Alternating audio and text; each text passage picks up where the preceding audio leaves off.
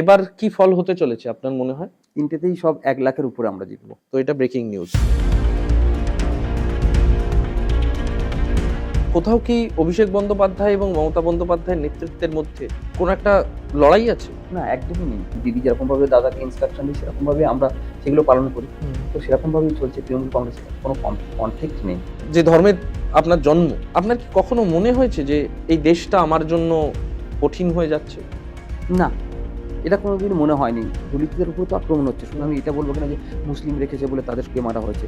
এরকম অনেক দলিতকেও তো মারা হয়েছে, পিটিয়ে মারা হয়েছে। একদমই আকাঙ্ক্ষা ছিল যে আমি নির্বাচনে প্রার্থী হতে চাই, মন্ত্রী হতে চাই, কোথাও একটা পৌঁছতে চাই। কোনো কিছু কোনোদিন ছিল না। ঠিক আছে, আমার এই নিয়ে আমি কোনোদিন ভেবে আর কি রাজনীতি করিনি যে আমি ক্ষমতায় সব থেকে শীর্ষে থাকতে চাই বা ক্ষমতা কোনো একটা পদ আমি হোল্ড করতে চাই, এরকম কোনোদিন ভেবেও করিনি। কি শিখলেন অভিষেক বন্দ্যোপাধ্যায়?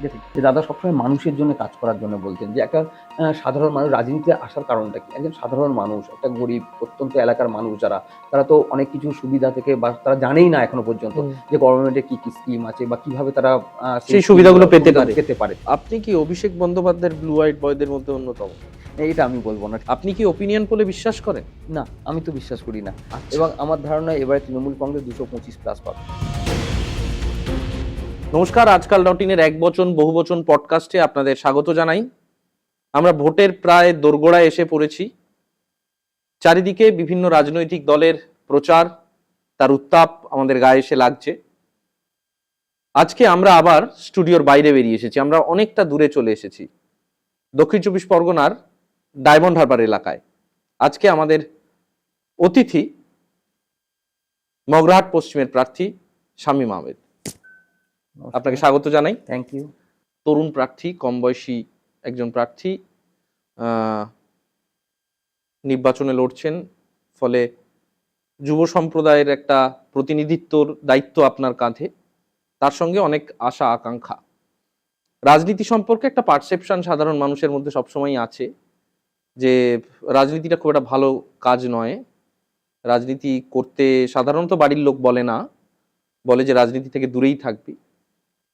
কিন্তু এই অনুষ্ঠান শুরুর আগে যখন ওনার সাথে কথা হচ্ছিল তখন উনি বলছিলেন যে রাজনীতির শুরুটা ছাত্র জীবনে।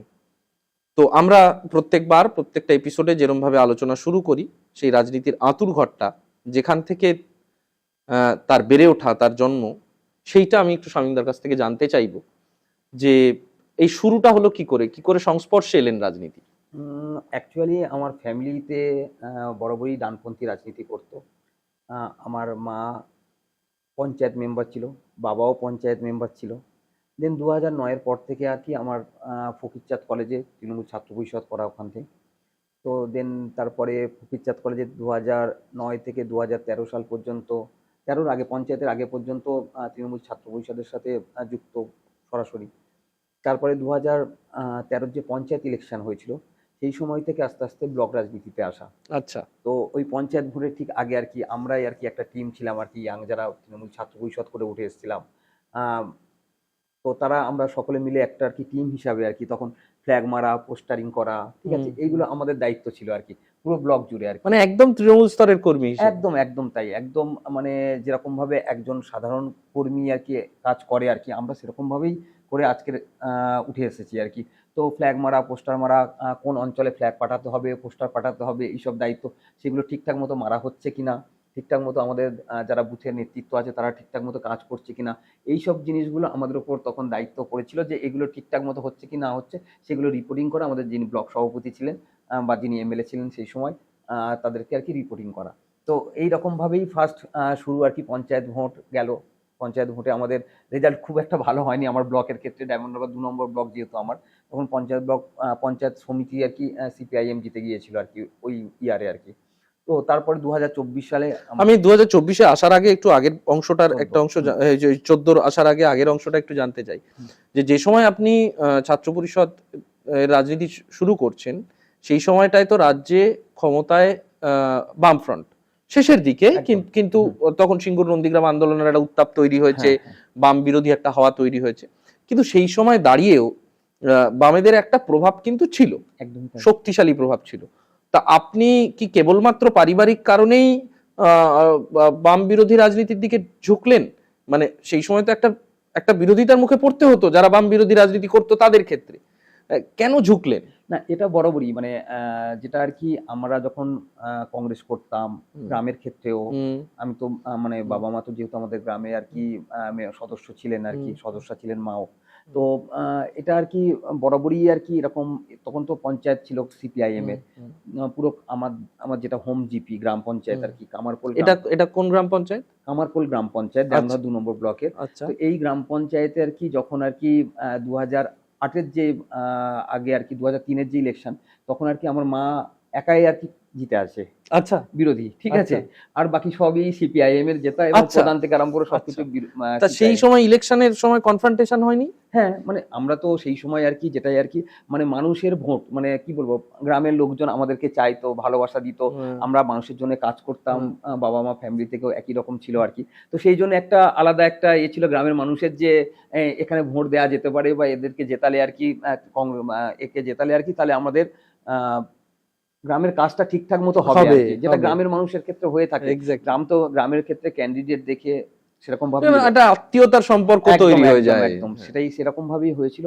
তো সেখানেও তখন আর কি সমস্যা ছিল আর কি, কাজ পেতো না ভালো করে পঞ্চায়েত থেকে, যেহেতু আর কি মানে বিরোধী সদস্য সেই হিসেবে তখন প্রধান যারা সিপিআইএম এ ছিল তারা সে কারণে কাজ দিত না, বা ডেভেলপমেন্টের কাজ ঠিকঠাক মতো করার জন্য করতো না, ভাগ যখন ইচ্ছা করেই দিত না আর কি।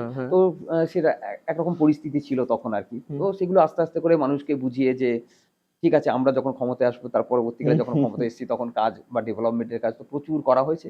তো সেই সব এখন আর কি কি বলবো, আবেগ আর কি, ওইসব কথা মনে পড়ে, সেইগুলো সেই সময় কথাটা মনে পড়ে। হ্যাঁ, সেটাই সেটাই সেটাই এক সময় যখন মানে বিরোধীরা যখন আর কি মানে এইগুলো নিয়ে তখন কোন টিটকিরি করতো আর কি, যে কি হবে, তোরা একটাই তো জিতে আছিস, আর তো কোনোদিন ক্ষমতায় আসতে পারবি না। সেই বিরোধীদের সঙ্গে এখন দেখা হয়? হ্যাঁ, অবশ্যই দেখা হয়। কি বলেন তাদের?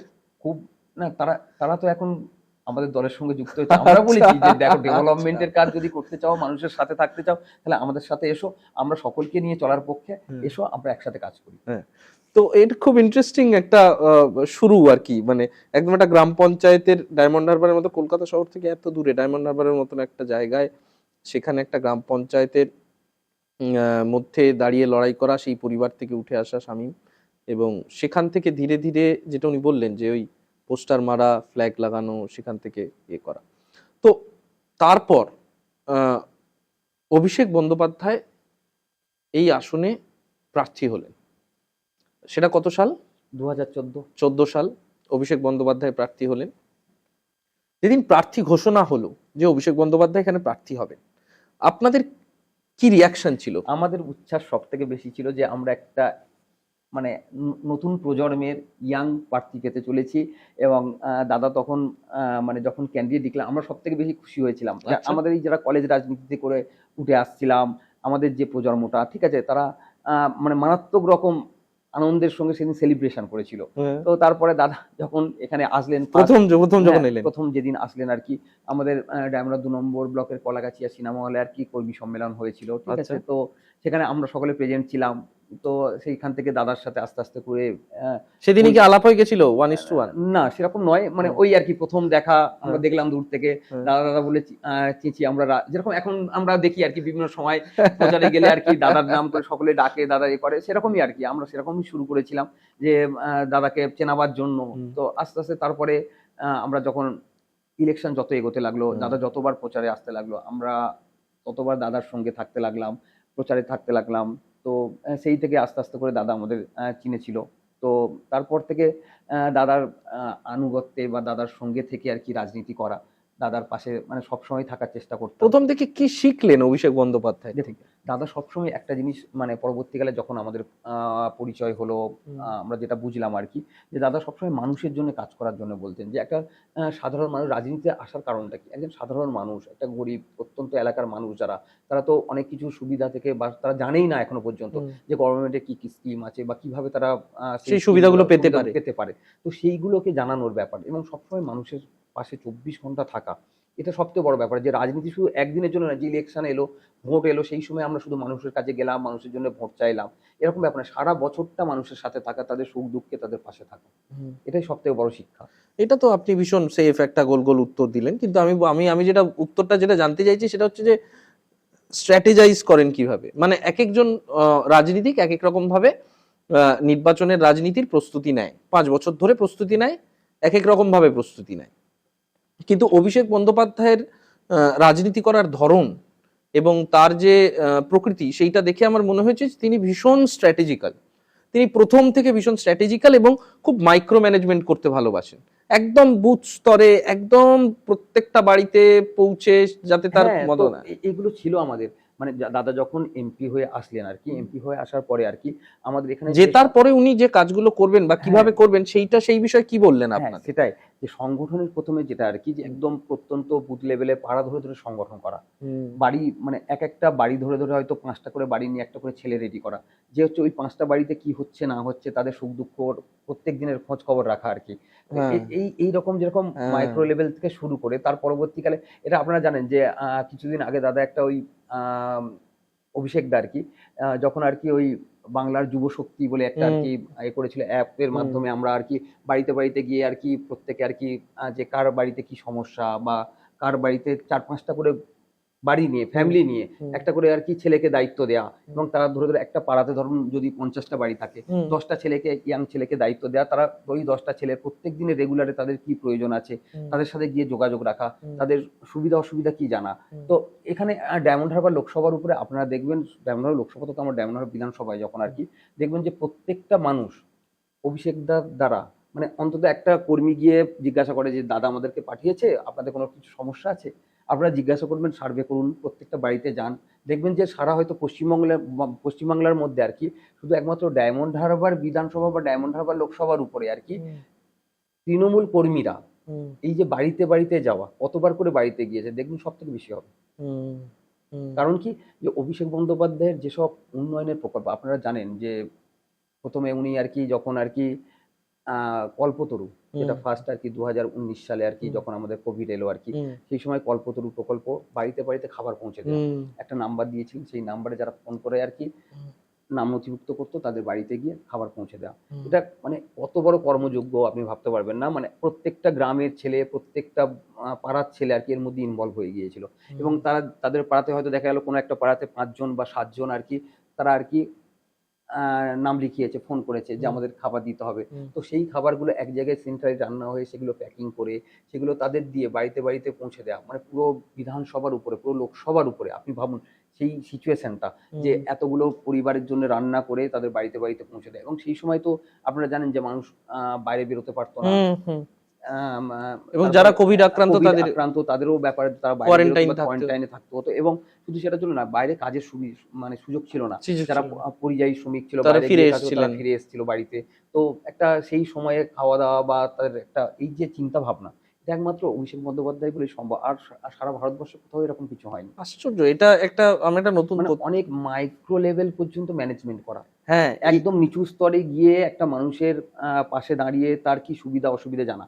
আরো একটা সবথেকে বড় উদাহরণ আপনারা জানেন যে এক ডাকে অভিষেক, যেখানে একটা ফোন করলে সাধারণ ডায়মন্ড হারবার লোকসভার উপরে প্রত্যেকটা মানুষ তার কি সুবিধা অসুবিধা, সামান্য কেউ হয়তো তার বাড়ির সামনে হয়তো জলের একটা আর কি যে ড্রেন আর কি, ড্রেনের হয়তো কোনো কিছু সমস্যা হয়েছে যার জন্য আর কি জলটা বন্ধ হয়ে গেছে, একটা ফোন করার পরেই সঙ্গে সঙ্গে সেখান থেকে ফিডব্যাক করে সেই ব্লকের যারা নেতৃত্ব, সেই অঞ্চলের যারা নেতৃত্ব, তাদেরকে সঙ্গে সঙ্গে ইনস্ট্রাকশন দেওয়া যে এই কাজটা করে দিতে হবে।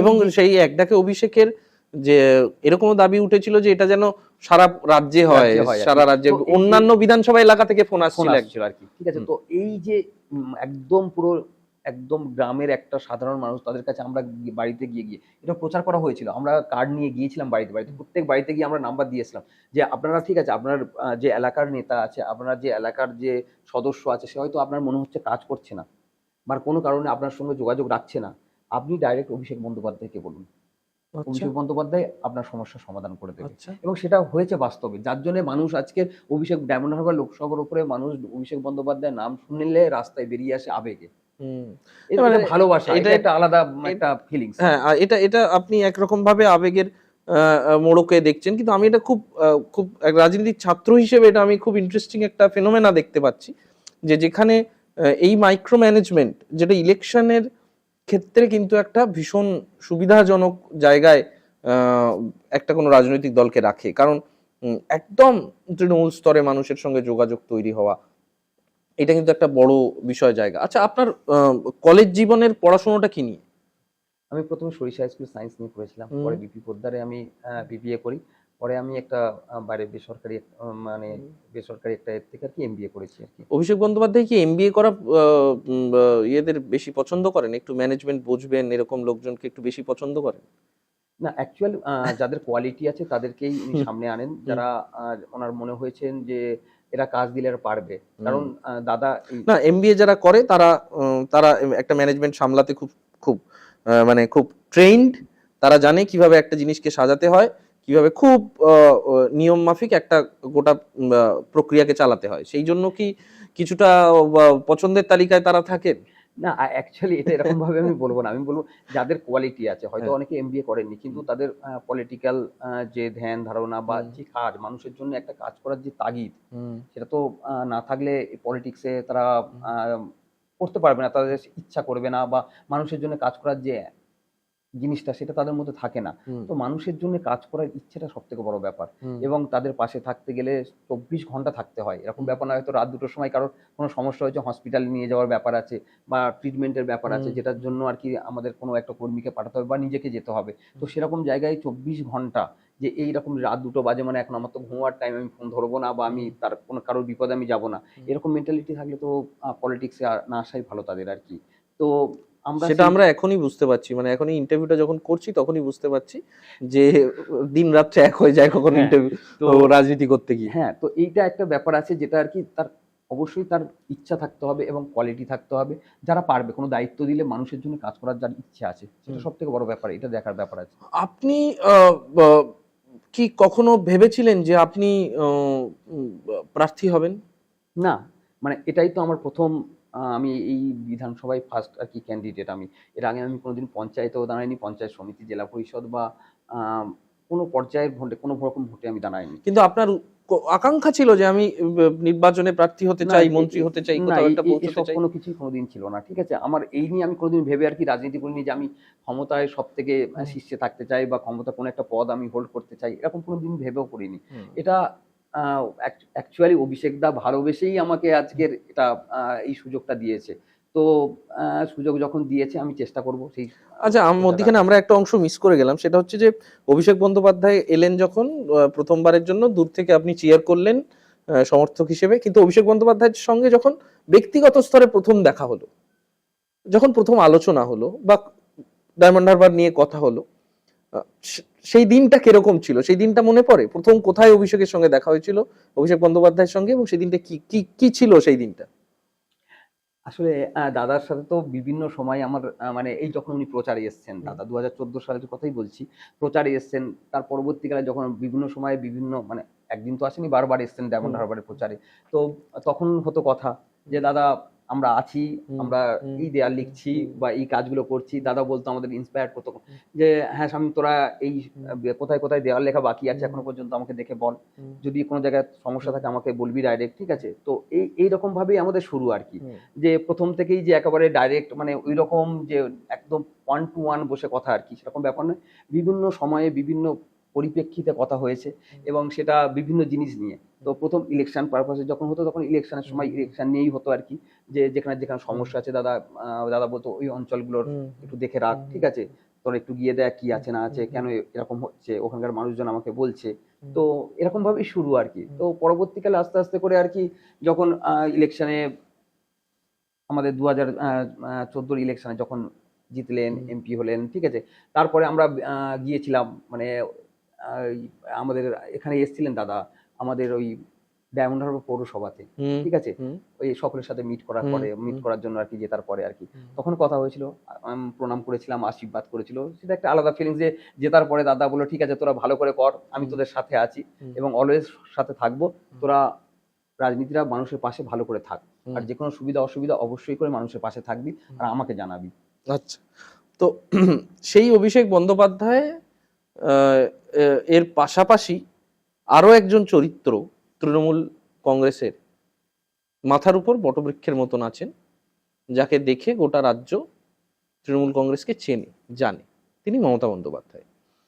আ কোথাও কি অভিষেক বন্দ্যোপাধ্যায় এবং মমতা বন্দ্যোপাধ্যায়ের নেতৃত্বের মধ্যে কোন একটা লড়াই আছে? না, একদমই নেই। নেই? না, আমার তো মনে হয় না কোনোদিন এরকম কোনো কিছু আপনি হয়েছে। মমতা বন্দ্যোপাধ্যায়কে কিভাবে দেখেন? মানে অ্যাকচুয়ালি যেটা আমরা যখন ছোটবেলা থেকে রাজনীতি করা বা তখন তো আমার ফ্যামিলি থেকেও যখন রাজনীতি যারা শুরু করেছেন বা দেখেছেন তখন তো ওই আন্দোলন চলছে তখন।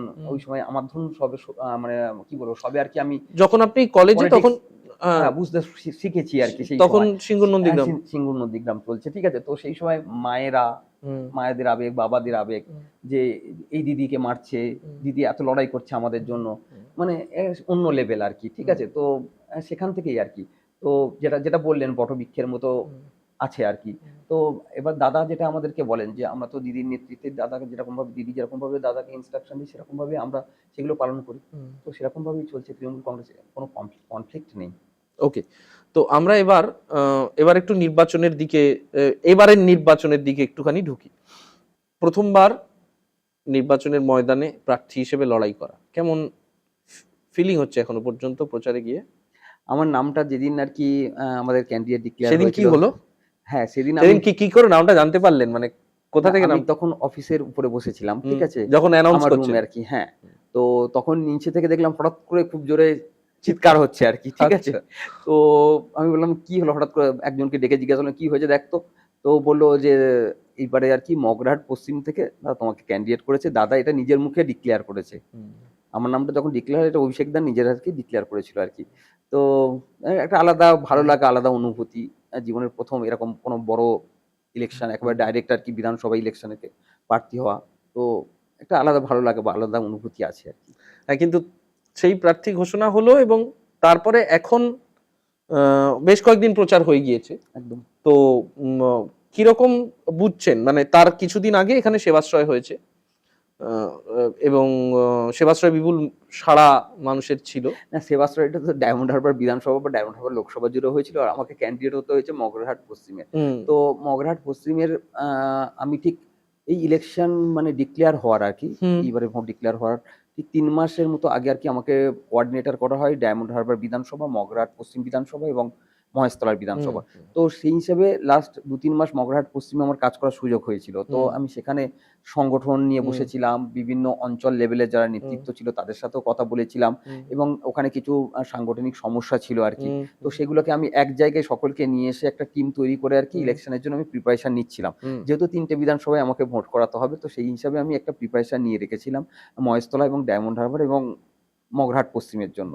তো সেটাই আর কি, যখন মগরাহাট পশ্চিমের প্রার্থী করলো আর কি, তো তখন ওখান থেকে প্রচুর মানুষজন ফোন করতে আরম্ভ করলো, ঠিক আছে, কংগ্রেচুলেশনস জানালো। তো একটা আলাদা অনুভূতি হলো। তারপরে আস্তে আস্তে করে আমরা প্রচার শুরু করলাম। হ্যাঁ, প্রচার যখন ফার্স্ট শুরু করলাম আর কি, দেখলাম মানুষের ঢল, ঠিক আছে, মানে যেখানে যাচ্ছি মানুষ ঘিরে ধরছে, এবং একটা এরকম ব্যাপার আর কি মগরাহাট পশ্চিমে আমি এটা মানে ওখানে তো আমি খুব বেশি দিন যাইনি, মাত্র ২ মাসে মানুষ এতটা অ্যাকসেপ্ট করবে এটা আমার কল্পনার বাইরে ছিল। হুম, তো যখন দেখলাম আর কি, যখন পাড়াতে পাড়াতে যাচ্ছি, হয়তো কিছু সমস্যা আছে, সমস্যার কথা বলছে, যেমন কিছু রাস্তার কথা বলেছে মানুষজন, জলের লাইনের কথা বলেছে।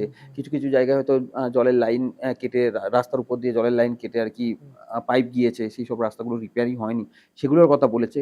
তো আমি ওগুলো বলেছি যে এগুলো আমরা ব্যবস্থা করে দেবো, কোনো অসুবিধা নেই।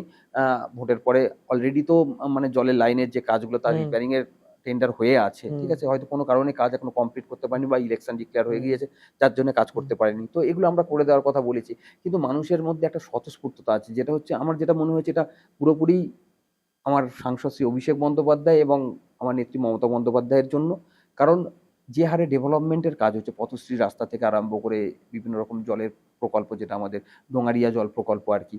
তো এই যে কাজগুলো হয়েছে কন্টিনিউয়াস, বা লক্ষ্মীর ভান্ডার বলতে পারেন, যে সব আমাদের প্রকল্পগুলো আছে সেগুলোর বেনিফিট ডাইরেক্ট তো আর কি প্রত্যেকটা বাড়িতে একজন বা দুজন যারা আর কি উপকার পাচ্ছে। তো সেটার জন্যই আমার মনে হচ্ছে মানুষের এত স্বতঃস্ফূর্ততা। আপনার লড়াইটা কিছুটা সহজ হয়ে গেছে সেটা? একদম তাই।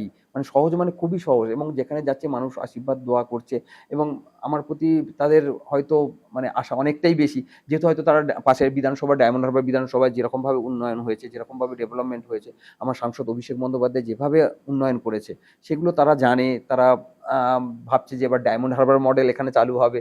সেই হিসাবে ডায়মন্ড হারবারের মতো উন্নয়ন হবে। সেটাই স্বাভাবিক। সেই জন্য আরো আশাটা তাদের অনেক বেশি আরকি আমার প্রতি।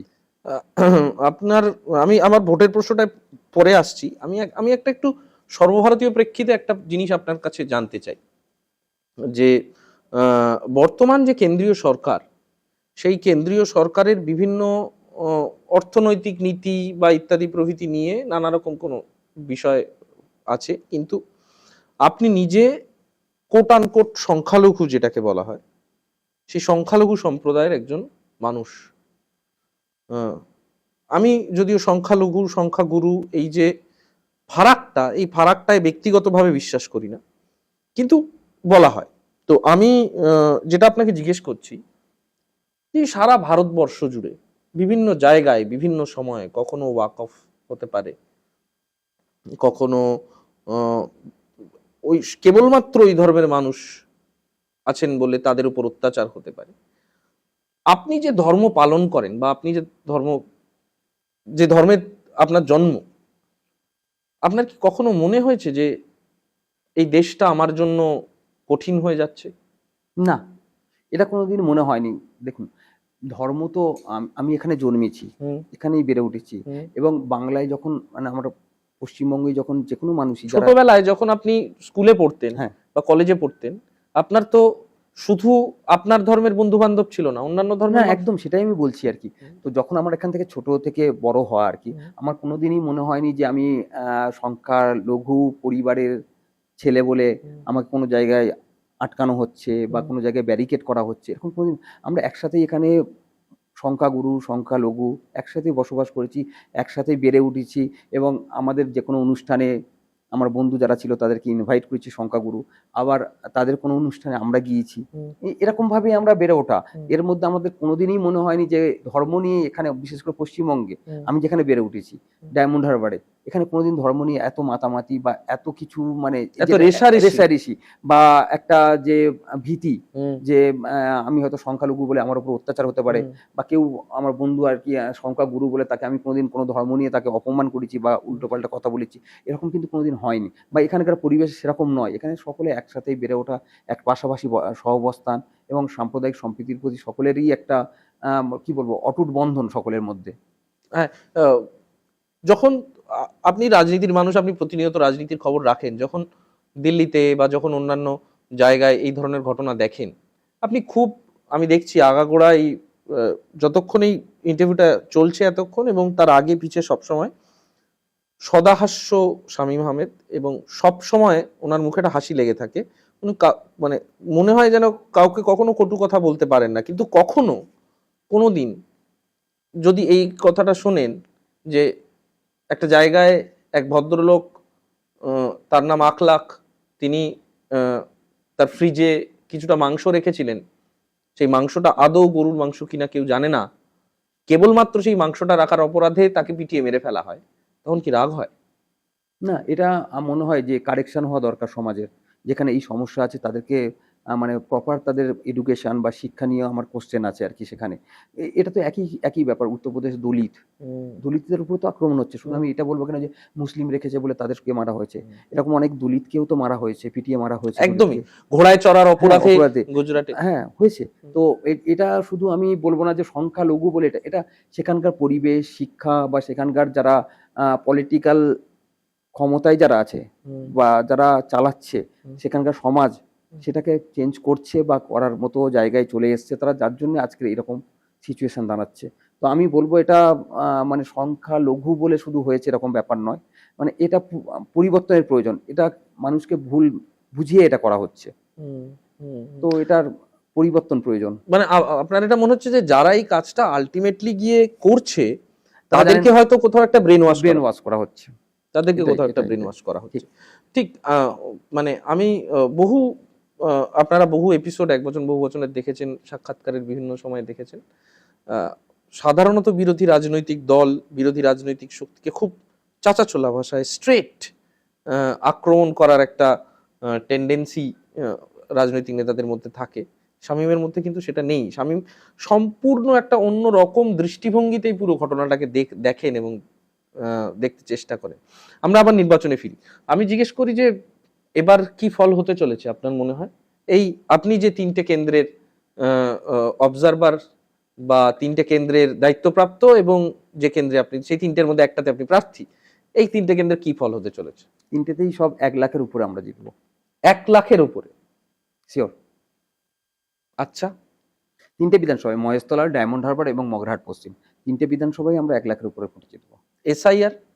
এসআইআর একটা বড় ইস্যু এবারের, এবং আমার একটু এসআইআর এর চিত্রটা একটু আমায় বলবেন, যে মানে গতকাল থেকে খুব ডিস্টার্ব আমার নিজেরও ব্যক্তি মানুষ হিসেবে লাগছে, আমার পরিচিত লোকজনও অনেক আছেন যাদের এই অ্যাডজুডিকেশন ছিল এবং তারপর তাদের নামটা শেষ পর্যন্ত বাদই গেছে, কিন্তু তারা বহুদিন ধরে এদেশের নাগরিক। সবথেকে বড় কথা, তারা ম্যাপড, এবং আমি বহু ছবি দেখছি, বহু বৃদ্ধ অশক্ত মানুষদের লাইনে দাঁড়াতে দেখছি, যেটা খুব খুব একটা ভালো দৃশ্য নয় আর কি।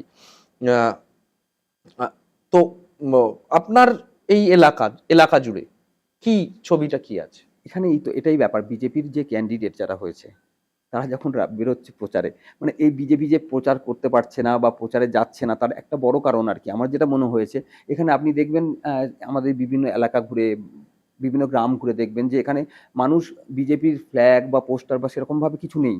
তার একটাই কারণ হচ্ছে, মানুষ বিজেপি এবং নির্বাচন কমিশন পরিকল্পনা করে এই যে এসআইআর পশ্চিমবঙ্গবাসীর উপর চাপিয়ে দিয়েছে।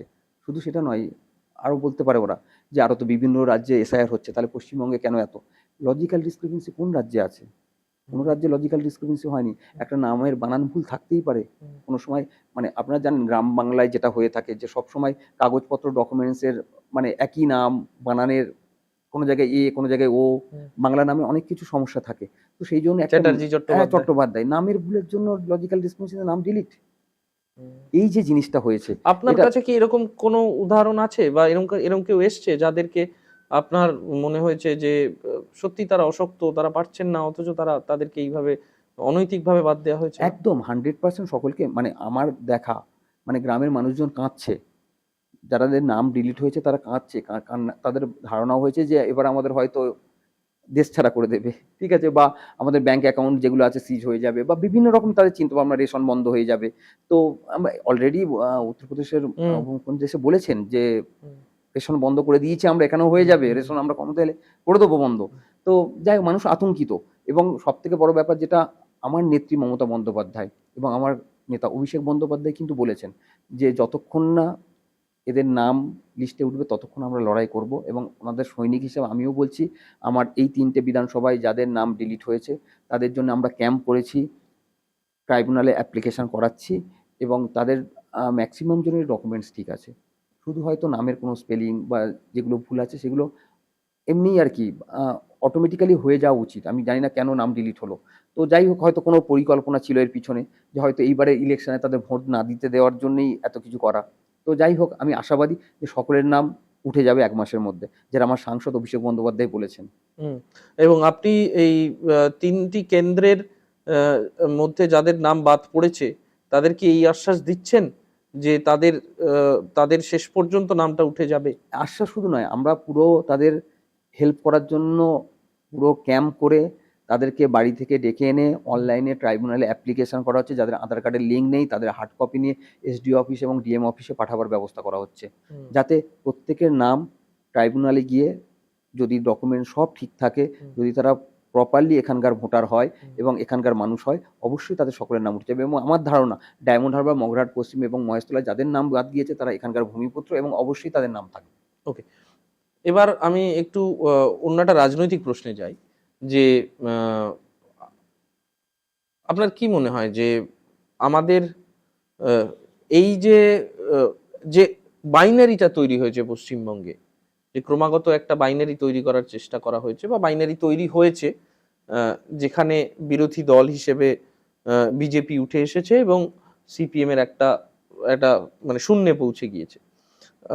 আপনি যেহেতু শেষ বিধানসভা নির্বাচন দেখেছেন এবং এই বিধানসভা নির্বাচনও দেখছেন, তার আগে লোকসভা নির্বাচন দুটো দেখেছেন, তো আপনার কি মনে হয় যে এই ঘটনাটা বিজেপি ঘটালো কি করে হলো এই বিষয়ে? দেখুন, আমার যেটা মনে হয়েছিল 18-র পরে মানে 16-র পর থেকে আর কি বিজেপি যে ভোটটা আর কি সিপিআইএম এর যে ভোটটা ছিল সেটা আস্তে আস্তে করে কনভার্ট বিজেপির দিকে চলে গিয়েছে। কারণ সিপিআইএম যারা করতো বা যারা করেছিল তারা সেই সময় মনে করেছে কোনো কারণে হয়তো যে আমাদের দ্বারা আর সম্ভব নয়, বা সিপিএম দলটার পক্ষে আর ক্ষমতায় আসা সম্ভব নয়, এখানে তৃণমূল কংগ্রেসের সাথে লড়াই করা সম্ভব নয়।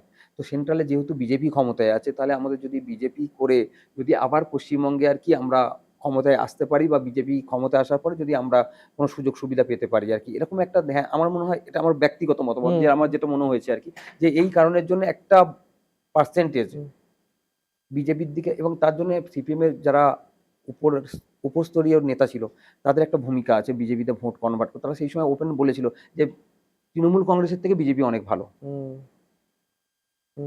এই কারণের জন্য আস্তে আস্তে সিপিএম ভোটটা কনভার্ট হয়ে বিজেপি, নয় বিজেপি এত পার্সেন্ট ভোট ওয়েস্ট বেঙ্গলের বুকে, যেখানে একটা সাম্প্রদায়িক দল, মানুষ পশ্চিমবঙ্গের মানুষ সবসময় সাম্প্রদায়িক দলকে বর্জন করে এবং সাম্প্রদায়িক মানে যে কোনো কথাবার্তা বিরোধিতা করে। এবং আপনারা জানেন যে বিজেপি যে দলটার যে কথাবার্তা বা বাংলা বিরোধী যে একটা মানসিকতা, সেটা বিভিন্ন আমাদের মনীষী থেকে আরম্ভ করে বিভিন্ন সময় বিভিন্ন জনকে অপমান করা থেকে আরম্ভ করে বাঙালিদের প্রতি আলাদা একটা বিদ্বেষ বিজেপি দলের। কারণ হচ্ছে বাংলা হয়তো ক্ষমতায় আসতে পারেনি সেই জন্য। কারণ আপনারা জানেন যে এখানে পরিযায়ী শ্রমিক যারা কাজ করতে গিয়েছিল বিভিন্ন রাজ্যে আর কি, কি হারে অত্যাচার হয়েছে তাদের উপরে। ইভেন কিছু জনকে তো অ্যারেস্টও করেছিল, সেগুলো আমরা পরবর্তীকালে তৃণমূল কংগ্রেস আমাদের নেতা অভিষেক বন্দ্যোপাধ্যায় তাদের ছাড়াবার ব্যবস্থা করে সেখান থেকে নিয়ে এসেছিল আমাদের রাজ্যে আবার। তো এই যে আর কি বাঙালি মানেই বাংলাদেশি, এই যে প্রচারটা বিজেপি করেছিল, সেটা তো মানে বাংলা বিরোধী না হলে এরকম ভাবে সম্ভব নয়। কারণ বাংলা একটা রাজ্য, যেটা ভারতবর্ষের একটা অঙ্গরাজ্য, সেখানকার বাসিন্দাকে শুধু বাংলা বলার অপরাধে তাদেরকে মারা, তাদের উপর অত্যাচার করা, তাদেরকে বাংলাদেশি বলে জেলে ঢুকিয়ে দেওয়া, এটা তো মানে বিজেপি প্ল্যান পরিকল্পনা করে বাঙালি বিরোধী বলেই এটা সম্ভব হয়েছে, নাহলে এটা পসিবল ছিল না। আমরা যখন আসছিলাম এপ্রিল মাসের ঠাঠা গরম, এই ঠাঠা গরমের মধ্যে আসছিলাম শামীমদা, আপনি যখন সকালে প্রচারে বেরোচ্ছেন তখন কি কি মানে আপনার ফুড হ্যাবিটটা কি রয়েছে এখন আপাতত? সকালে উঠে একটা মানে প্রথমে কাঁচা হলুদ খাই, ঠিক আছে? কাঁচা হলুদ? হ্যাঁ। কেন? এটা পেটের যাতে কোনো সমস্যা না হয় সেটার জন্যই আর কি, ঠিক আছে? আচ্ছা। দেন তারপরে হচ্ছে ডাবের জল, আচ্ছা, ঠিক আছে? তারপরে হচ্ছে একটা বাটার টোস্ট, ঠিক আছে? তারপরে সাদা ডিমের সাদা পাটটা আর কি, কুসুম খায় না তো, খুব খুব খুব কনসাস কোলেস্টেরল না বাড়ে, ফ্যাট যাতে না বাড়ে, ফ্যাট না বাড়ে। তো তারপরে হচ্ছে টক দই আর ফ্রুট একটু, ঠিক আছে? এটা সকালের ব্রেকফাস্ট। আর ওয়ার্কআউটটা কখন করেন? ওয়ার্কআউট তো মানে এখন এই মুহূর্তে বন্ধ আছে। আচ্ছা, কিন্তু আপনি ওয়ার্কআউট করেন? হ্যাঁ একদম তাই, কিন্তু মানে এই মুহূর্তে বন্ধ আছে, কিন্তু সন্ধ্যার পরে আর কি ম্যাক্সিমাম দিন আমরা ওই রাত 8টা-9টার পর থেকে আমরা শুরু করি আর কি ভলিবল খেলা, তারপরে জিম, ঠিক আছে? আচ্ছা, মানে জিমটা থাকে? হ্যাঁ, ভলিবল খেলে তারপরে জিম করি। আচ্ছা, হালকা করে হলো, কম করে হলো। অভিষেক ব্যানার্জি জিম সেলফিটা মনে আছে তো? হ্যাঁ একদমই তাই। ওটা ভীষণ, একদম, আমি তো দাদাকে দেখেই করি, মানে আমার স্টার্ট করা তো খুব বেশি দিন নয়। মানে আপনি খুব স্টাইল স্টেটমেন্টের দিক থেকে অভিষেক ব্যানার্জিকে ফলো করেন না? অ্যাকচুয়ালি দাদাকেই আমি পুরোটাই ফলো করি। আচ্ছা, দাদাকে মানে আমার কাছে তো পুরোটাই সবকিছু দাদার জন্য। মানে আজকের আমি যে জায়গায় দাঁড়িয়ে আছি সেটাও তো অভিষেক দার জন্য, এটা তো অস্বীকার করার জায়গা নেই। তো আমরা একদম বলছি তো, একদম নিচু স্তর থেকে শুরু করে আজকে যে জায়গা পর্যন্ত এসেছি, সেটা দাদা যদি ব্যাকআপ না দিত, দাদা আমাকে সাপোর্ট না করতো, এই জায়গায় আসা বা এরকম ভাবে পলিটিক্স করা আমাদের পক্ষে সম্ভব হতো না। তো স্বাভাবিকভাবে এখন ওয়ার্কআউটটা বন্ধ আছে আপাতত। মানে এমনিতে ওয়ার্কআউট বন্ধ নয় বললে ভুল হবে, কারণ প্রত্যেকদিনই 20 কিলোমিটার হাঁটা হচ্ছে, সেই একই জিনিস আর কি। তো আলাদা ভাবে আর কি হয়তো খেলাধুলা বা এটা করা হচ্ছে, কিন্তু কার্ডিওটা হয়ে যাচ্ছে রোজ। একদম। তো আপাতত কি পরিকল্পনা রয়েছে আগামী কদিন, মানে ইয়ের পর্যন্ত? মানে আপনার তো 29 তারিখ, এখন মানে আমাদের 27 তারিখে হচ্ছে মানে প্রচারের শেষ 5টার সময়। তো সেই পর্যন্ত আমার এখন পুরোপুরি শিডিউল রেডি। প্রত্যেকদিনই প্রোগ্রাম, মানুষের ডোর টু ডোর যাওয়া, স্ট্রিট কর্নার, কর্মী সম্মেলন, বিভিন্ন র্যালি, এরকম ভাবে প্রচারের আর কি। আর অভিষেক বন্দ্যোপাধ্যায় মাঝে মাঝে টিপস দিচ্ছেন, দাদা তো আসবেন, ঠিক আছে? 3টি বিধানসভার ক্ষেত্রে 24 তারিখে আসছে ডায়মন্ড হারবার র্যালিতে, 26 তারিখে আমার মগরাহাট পশ্চিমের আর পূর্বের একসাথে আর কি একটা জনসভা, আর 27 তারিখে হচ্ছে মহেশতলাতে লাস্ট র্যালি করে আর কি আমাদের প্রচার শেষ হচ্ছে। মানে 27 তারিখে অভিষেক বন্দ্যোপাধ্যায় মহেশতলাতে র্যালি করছেন, সেদিন প্রচার শেষ হচ্ছে। তো এটা ব্রেকিং নিউজ।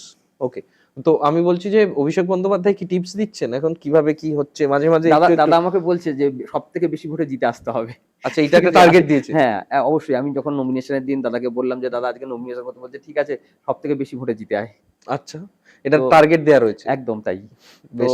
চেষ্টা করছি মানুষের আশীর্বাদ, হুম। ভালোবাসা যেরকম ভাবে পাচ্ছি, আশা করছি যে ভালো রেজাল্ট হবে। আপনি কি অভিষেক বন্দ্যোপাধ্যায়ের ব্লু হোয়াইট বয়দের মধ্যে অন্যতম? এটা আমি বলবো না, ঠিক আছে? এরকম ব্যাপার নয়। দাদা ডায়মন্ড হারবার না, আমি কিন্তু লোকসভায়, এটা শুনেছি। না ডায়মন্ড হারবার লোকসভায় হুম। যতগুলো নেতৃত্ব কেন আছে, খামোখা বিনয় করছেন আপনি, না বলুন। যতগুলো নেতৃত্ব আছে সকলকেই দাদা আর কি খুব ভালোবাসেন এবং একদম খুব ভালোভাবে স্নেহ করেন। সে আমাদের যে যে বিধানসভার যারা দায়িত্বে আছে সকলে, ইভেন একটা পঞ্চায়েত স্তরের নেতাকেও দাদা চেনে। হুম। তো তাদেরকেও দাদা আলাদাভাবে জিজ্ঞাসা করে, তারা তাদের কোনো সুবিধা অসুবিধার কথা আর কি এটা আলাদাভাবে তারা আপনাকে ওইটা অন নেয়। ক্যামেরা বলতেই হবে, না কিছু না করার নেই। একদম নয়, এটা একদম সত্যি কথা যে অভিষেক দা সকলকেই খুব ভালোবাসে। ডায়মন্ড হারবার লোকসভার যারা নেতৃত্ব দেয় তারা সকলেই দাদা খুব ক্লোজ। কিন্তু শামীম আহমেদ একটু বেশি ক্লোজ। না সেটাও নয়, সেটাও নয়, সকলের মতোই আমিও, আচ্ছা, বেশ সকলের মধ্যে আমিও একজন। বেশ বেশ বেশ ঠিক আছে, বোঝা যাচ্ছে ভোট এগিয়ে এসেছে, এখন এখন একটু ব্যালেন্স করে সব দিক চলতে হয়, সেসব কথা জানি আমি। কিন্তু আচ্ছা, আমি এবার আরেকটা জিনিস জিজ্ঞেস করি যে ভোটে জেতার পর ধরে নেওয়া গেল যে আপনি যে কথা বলছেন সে কথাটাই সত্যি, ভোটে আপনি জিতবেন এবং 1 লক্ষ ভোটেই জিতবেন, আপনার প্রথম কাজ কি হবে? প্রথম কাজ বলতে ওখানে আমি যখন কোঅর্ডিনেটর হয়ে ফার্স্ট গিয়েছিলাম, যাওয়ার পরে কিছু আমাদের যারা নেতৃত্ব আছে এবং সাধারণ মানুষও আমাকে কয়েকটা জিনিস বলেছিল। তার মধ্যে একটা হচ্ছে আমাদের, এটা আমি এক্সক্লুসিভলি এই 3টে কেন্দ্র, এই যে যে 3টে কেন্দ্রের আপনি দায়িত্বে, এই 3টে কেন্দ্রের মানুষের হয়ে আপনার কাছ থেকে জানতে চাইছি যে আপনি এবং আরো যে দুজন তৃণমূলের প্রার্থী আছেন তারা যখন জিতে আসবেন প্রাইমারিলি আমি 3টে বিধানসভার কথাই বলে বলে দিচ্ছি। দিন। প্রথমে হ্যাঁ। আমি মগরাহাট পশ্চিমটা বলি। প্রথমে মগরাহাট পশ্চিমের ক্ষেত্রে আর কি, যেটা আর কি আমাদের শিরাকোল থেকে শেরপুর হয়ে কুস্তি পর্যন্ত একটা খাল আছে। হুম, এই খালটা দীর্ঘদিন ওদের সংস্কার করার দাবি ছিল। হুম, তো আমি এটা যখন কোঅর্ডিনেটর হয়ে আসি তখন আমাকে বলল আর কি ওরা। হুম, বলার পর আমি অভিষেক দাকে বলেছিলাম। বলার পরে এটা অলরেডি টেন্ডার প্রসেসে আছে। তার মধ্যে ইলেকশন ডিক্লেয়ার হয়ে যায়, যেজন্য আর কি টেন্ডারটা ওপেন হয়নি। হুম। কিন্তু আফটার ইলেকশন এটা টেন্ডারটা ওপেন হয়ে যাবে। এটা ফার্স্ট এবং কাজ। ফার্স্ট কাজ এটাই, কারণ হচ্ছে এখানে পানের বিজনেস আছে। ওই শেরপুর অঞ্চলের আচ্ছা। মানুষজনরা পানের বরজ আছে এবং পানের বিজনেস করেন। তো সেখানে জলের একটা ভালো জল আর কি, খালের জল যেহেতু বন্ধ হয়ে আছে, সেখানে জলের একটা সমস্যা আছে। হুম, এই জলের সমস্যাটা সমাধান করতে পারলে ওখানকার মানুষজন যে বিজনেস করছে সেটা আরো ভালোভাবে করতে পারবে। হুম, সেকেন্ড হচ্ছে উস্তি ব্রিজ একটা আছে আর কি, যে ব্রিজটা দীর্ঘদিন ধরে বন্ধ হয়ে আছে। হুম। তো এই ব্রিজটা করে দেওয়ার একটা ওদের দাবি ছিল এবং এটাও হয়ে যাবে। এটাও টেন্ডার হয়ে গিয়েছে, ফিনান্স বিডে আটকে আছে। এটাও আফটার ইলেকশন আমি করে দেবো। হুম। এছাড়াও একটা বামনা ব্রিজ আছে এবং এছাড়াও কিছু রাস্তা, কিছু টিউবওয়েল, জলের সমস্যা, সেগুলোর কথা বলেছে, সেগুলো আমি করে দেবো। Okay. এটা হচ্ছে আপনার মগরাহাট পশ্চিমের জন্য আর কি ফার্স্ট এই কাজগুলো। হুম। তার পরবর্তীকালে তো আরো কাজ আছে, সে দেখা যাবে হুম, যেরকম ভাবে টাইম আসবে সেরকম ভাবে। ডায়মন্ড হারবারের ক্ষেত্রে ফার্স্ট কাজ হবে আমার, ডায়মন্ড হারবার যে হুগলি নদী, যেটা আমাদের কেল্লার মাঠ থেকে আমাদের যেটা লঞ্চ ঘাট পর্যন্ত, এটার হচ্ছে বিউটিফিকেশন। হুম, এটা অলরেডি ফিনান্সে চলে গিয়েছে হুম, এবং এটা আমাদের কাছে একটা বড় অ্যাচিভমেন্ট হবে যদি আমরা এটা কাজটা স্টার্ট করাতে পারি। কারণ হচ্ছে ডায়মন্ড হারবারের মানুষ আর কি এটা নিয়ে অনেক দিন ধরে, এটা দীর্ঘদিনের দাবি আর কি, যে ডায়মন্ড হারবার তো পর্যটন কেন্দ্র হিসেবে নাম আছে, আপনারা জানেন সকলে। তো এখানে একসময় কেল্লা ছিল আর কি, পুরনো কেল্লা, যেটা পর্তুগিজ আমলে তৈরি হয়েছিল। তো সেই কেল্লা এখন গঙ্গাগর্ভে বিলীন। হুম, তো তার কোনো, এখন মানুষ আসলে বলে যে কেল্লা এখানে ছিল, কেল্লা কই দেখি, হুম, তো কেউ দেখতে পায় না। হুম, তো সেই জন্য আমাদের কেল্লার রেপ্লিকা থেকে আরম্ভ করে বিভিন্ন রকম আমরা পরিকল্পনা করে, এখানে যেসব মনীষীরা এসছে ডায়মন্ড হারবারের উপর, তাদের কোন জায়গায় এসছে, কিভাবে এসছে, সেইগুলো আর কি তাদের রেপ্লিকা দিয়ে আরম্ভ করে সবকিছু, তাদের মূর্তি থেকে আরম্ভ করে কোন টাইমে এসেছিল। এবং চৈতন্যদেব এখানে এসছিলেন, এটা সকলেই জানেন আর কি। তো চৈতন্যদেবের নামে একটা ঘাট করার পরিকল্পনা, যেটা হচ্ছে আমাদের তর্পণ ঘাট বা বিসর্জন ঘাট আমরা করব বলেছি আর কি। এই যে বিউটিফিকেশন প্রকল্প তার মধ্যে আছে আর কি, প্রজেক্টের মধ্যে। তো এছাড়া লাইট এন্ড সাউন্ডের কাজ আছে ওখানে। তো এটা আমাদের মানে ওটাকে একটা কমপ্লিট পর্যটন একদম স্থল একদম হিসেবে। একদম একদম সেটাই আর কি। এটাই ডায়মন্ড হারবারের ফার্স্ট কাজ যদি বলেন, তাহলে এটাই করার কথা বলবো। আর মহেশতলার ক্ষেত্রে দাদা অলরেডি বলে দিয়েছে, মহেশতলার সব থেকে বড় সমস্যা যেটা হচ্ছে জল জমার সমস্যা। হ্যাঁ, হ্যাঁ, এটা দীর্ঘদিনের সমস্যা। হুম, তো এটা অভিষেক দা আমাদেরকে কথা দিয়েছেন যে ঠিক ভোট হয়ে যাবে, তারপরে একটা মহেশতলা বিধানসভা জুড়ে একটা মাস্টার ড্রেনেজ প্ল্যান করবেন এবং এই জল জমার যে সমস্যাটা, সেই সমস্যাটা চিরতরে যাতে সমাধান হয়ে যায় সেই ব্যবস্থা উনি করে দেবেন। ওকে। তো একটা দীর্ঘ অনেকগুলো লিস্ট অফ প্ল্যানস আপনার আছে, আপনি যা বলছেন তাতে সেটা শুধু সময়ের অপেক্ষা বাস্তবায়িত হওয়ার। অন্তত ভোটের ফলাফল সম্পর্কে উনি যেটা বলছেন সেটা শুনে তো তাই মনে হচ্ছে। এবার আমি সামগ্রিক ভোটের ফলাফলটা জানতে চাইবো। গোটা পশ্চিমবঙ্গ রাজ্য জুড়ে বিভিন্ন সময় বিভিন্ন রকম অঙ্ক উঠে আসছে, বিভিন্ন রকম অঙ্ক ও, উম, বিভিন্ন পক্ষ থেকে বলা হচ্ছে, ওপিনিয়ন পোল থেকে শুরু করে নানা রকম। আপনি কি ওপিনিয়ন পোলে বিশ্বাস করেন? না, আমি তো বিশ্বাস করি না। আচ্ছা, এবং আমার ধারণা এবারে তৃণমূল কংগ্রেস 225+ পাবে সিট। 225+। আচ্ছা, তার মানে রেকর্ডটা গতবারেরটা একদম ভেঙে যাবে। ভেঙে যাবে। এবং যেটা বলছে যে এই এসআইআর এর জন্য যে বিধানসভাগুলো থেকে না, এই অঙ্কটা নিয়ে আমি একটু জানতে চাই যে একটা কথা, একটা জিনিস বাজারে প্রচার করে দেওয়া হয়েছে বা একটা জিনিস বাজারে চলছে যে অনেকগুলো আসনের ক্ষেত্রে মার্জিন দেখিয়ে বলা হচ্ছে যে এই ছিল মার্জিন আর এই এসআইআর এ নাম বাদ গেছে, সুতরাং এই সিটগুলো মানে মানে তাহলে এটা কি শিওর যে যে নামগুলো বাদ দিয়ে সেগুলো বেশি বেশি তৃণমূল কংগ্রেসের যারা করে সাপোর্টার্স তাদের নাম, বা তৃণমূল কংগ্রেসকে যারা ভোট দেয় তারা, মানে এটা ওরা জানেই যে তৃণমূল কংগ্রেসই ভোট দেয় ওরা, সেই নামগুলো আমি বাদ দিয়ে দিয়েছি, তাই তো? মানে এটা ব্যাপারটা সেরকমই, মানে সেরকমই বলছি যে আমি ভেবেও নিলাম তাই, হুম। মেনেও নিলাম তাই, হুম। ঠিক আছে। তখন তো যুবসাথী ছিল না, হুম, হুম, হুম, আরো অনেক রকম প্রকল্প এসছে এবং যেগুলো ডাইরেক্ট মানুষ উপকার সুবিধা পাচ্ছে, সুবিধা পাচ্ছে। তো মানুষ তৃণমূল কংগ্রেস ছাড়া বিজেপিকে, মানে মানুষ, পশ্চিমবঙ্গের মানুষ সবসময় সাম্প্রদায়িক সম্প্রীতির পক্ষে। হুম। বিভাজনের রাজনীতি এখানে যারা করতে এসছে তাদের কোনোদিন জায়গা হবে না পশ্চিমবঙ্গে, এটা আমার বিশ্বাস দৃঢ়, ঠিক আছে। এবং আপনি দেখে নেবেন 4 তারিখের পরে যে এখানে তৃণমূল কংগ্রেস আবার ক্ষমতায় এসছে এবং বিজেপি এখানে ক্ষমতায় আসতে পারছে না, সেটা বুঝতে পারবেন আমরা 4 তারিখে। আচ্ছা, 4 তারিখ পর্যন্ত আমি অপেক্ষা করব, আমি কোনো মতামত দেব না, কিন্তু শামীম আহমেদ মতামত দিয়ে দিয়েছেন খুব স্পষ্ট পরিষ্কার। তিনি কনফিডেন্ট যে এবারও মুখ্যমন্ত্রী হিসেবে মমতা বন্দ্যোপাধ্যায় থাকছেন এবং এই সরকারই থাকছে এবং 225-এর বেশি, 225+ উনি বলেছেন সিট নিয়ে এবার ক্ষমতায় আসছে। শামীমদাকে জিজ্ঞেস করবো এবার একটু ব্যক্তিগত প্রশ্নের, আমরা শেষের দিকে চলে এসেছি আলোচনা, ব্যক্তিগত প্রশ্ন জিজ্ঞেস করি। আপনার বয়সটা ততটা নয়, কিন্তু তবুও কখনো ক্লান্ত হচ্ছেন? না, ক্লান্তি তো নেই, কাজ তো করে যেতে হবে, কাজ করে যাচ্ছিও। মানে ক্লান্তি ওরকম ব্যাপার নয় যে কোনো কিছু করতে গেলে যে যে আর পারছি না, এই জিনিসটা নেই। মনে হচ্ছে আরো কি বেশি কাজ করলে আরো ভালো হয়, আরো কি নতুন কিছু করা যায় কিনা। ভোটের পর কি কোথাও বেড়াতে যাওয়ার পরিকল্পনা আছে? সে তো আছেই, যাবো। আপনি কোথায় বেড়াতে যেতে ভালোবাসেন? অ্যাকচুয়ালি আমি যেটা, মানে আমরা প্রত্যেক বছরই বেড়াতে যেতাম, মানে আপনার এই ইলেকশনের জন্য এই বছরটা শুধু দাদা বারণ করেছিল যে 6 মাস আগে বলে দিয়েছিল যে কি বলে এইবার, দিয়েছিল? মানে একটু ওপেনিং বলেছিল মিটিং এ যে এইবারে কেউ কোনো তৃণমূল কংগ্রেসের কেউ আর কি কোনো রকম ভাবে বেড়াতে বা কোনো জায়গায় ঘুরতে যাওয়ার নেই।